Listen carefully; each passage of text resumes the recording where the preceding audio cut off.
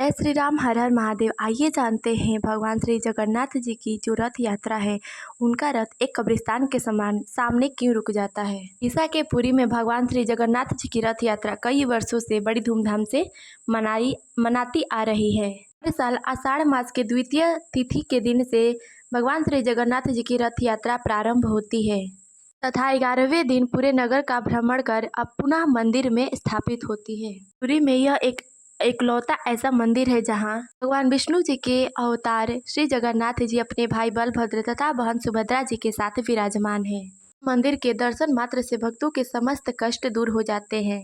आइए अब हम जानते हैं कि भगवान श्री जगन्नाथ जी की रथ यात्रा को एक कब्रिस्तान के सामने क्यों रोका जाता है, इसके पीछे क्या कारण है। तो आइए इससे पहले हम जान लेते हैं भगवान श्री जगन्नाथ जी की रथ यात्रा क्यों निकाली जाती है। मान्यताओं के अनुसार भगवान श्री जगन्नाथ जी अपने भाई बलभद्र तथा बहन सुभद्रा जी के साथ पूरे नगर भर का भ्रमण करते हैं तथा अपने भक्तों का हाल चाल लेते हैं। साथ ही वह अपनी मौसी के घर भी जाते हैं।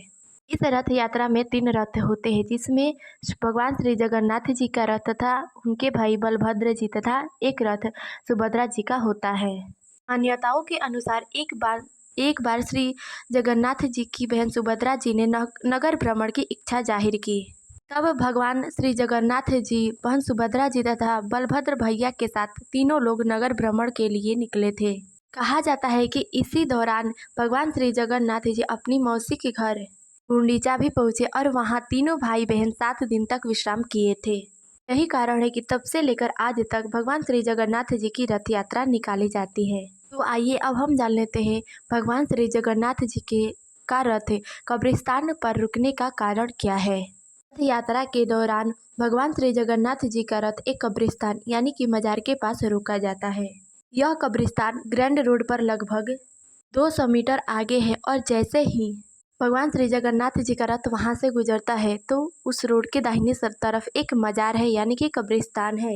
ऐसा माना जाता है कि वहां यात्रा के दौरान भगवान श्री जगन्नाथ जी के रथ का जो पहिया है वो खुद ब खुद अपने आप ही वहां रुक जाता है। भगवान श्री जगन्नाथ जी का रथ यहाँ रुकने के कुछ क्षण बाद ही यहाँ से आगे निकलता है। पौराणिक मान्यताओं के अनुसार एक बार जहांगीर के समय काल में एक सूबेदार ने ब्राह्मण विधवा महिला से शादी कर ली। उन दोनों का एक पुत्र हुआ जिसका नाम सालबेग रखा गया। माँ के हिंदू होने के कारण सालबेग बचपन से ही भगवान जगन्नाथ जी का परम भक्त था। वह उनकी हर रोज पूजा अर्चना किया करता था, लेकिन उनकी माता के एक मुस्लिम से शादी कर लेने के कारण उन्हें कभी मंदिर में प्रवेश नहीं मिलती थी। सालबेग काफी दिनों तक वृंदावन में भी रहा। एक बार रथ यात्रा में शामिल होने के लिए जब वह उड़ीसा आया तो वह बहुत बीमार पड़ गया। तब सालबेग अपने मन में भगवान से प्रार्थना की और उनके दर्शन की एक बार इच्छा जाहिर की। भगवान जगन्नाथ जी उसकी भक्ति से प्रसन्न हुए और रथ यात्रा के दौरान अपने आप ही भगवान श्री जगन्नाथ जी का रथ उसकी कुटिया के सामने आके रुक गई। वहां भगवान श्री जगन्नाथ जी ने सालबेग को अपनी पूजा की अनुमति दी तथा जब सालबेग ने उनकी पूजा अर्चना कर लिया तभी रथ वहां से आगे बढ़ा। यही कारण है कि ये परंपरा आज भी चली आ रही है। जब भी वहां से भगवान श्री जगन्नाथ जी का रथ निकलता है तो कुछ क्षण के लिए अपने आप ही वह रथ उस मजार के पास रुक जाता है।